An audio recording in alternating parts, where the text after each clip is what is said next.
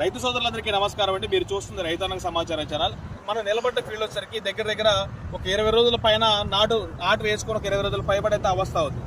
So ఇందులో మనకి మొదటి కాంప్లెక్స్ అనేది రైతు వేయడానికి సిద్ధంగా ఉన్నారు. సో మరి మొదటి కాంప్లెక్స్ చేసేటప్పుడు బాగానే ఉంది, మనకి అధిక పిలకలు రావాలి, అధిక దిగుబడి రావాలంటే అధిక పిలకలు రావాలి, దాంతోపాటుగా వేరే వ్యవస్థ డెవలప్ అయితేనే మనకి అధిక పిలకలు అనేవి జరుగుతూ ఉంటాయి.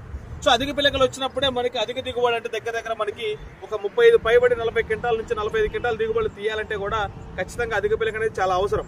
సో ఇప్పుడు మనకి ఈ దశలో మనకి 20 నుంచి 40 రోజుల దశలోనే మనకి వరి అనే పిలకలు పెడతా ఉంటుంది.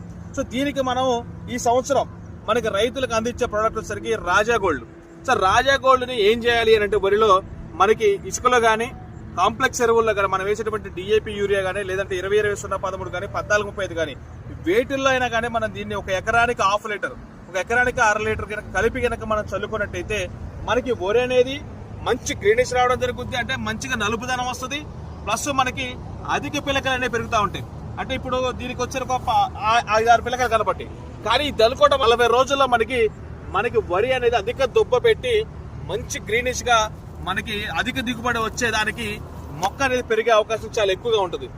రేటు కూడా మనకి చాలా తక్కువగా పెట్టడం జరిగింది. సో ఎకరానికి ఒక 1/2 లీటర్ వచ్చేసరికి 2 ఎకరాలకు వస్తుంది. ప్రతి రైతు కూడా వాడుకొని అధిక దిగుబడులు పొందుతారని చెప్పి కోరుకుంటా ఉన్నాం. సో ప్రతి రైతు వాడుకొని మంచి దిగుబడులు పొందాలని కోరుకుంటూ రాజా గోల్డ్ ప్రతి రైతు కూడా ఖచ్చితంగా వాడుకోండి.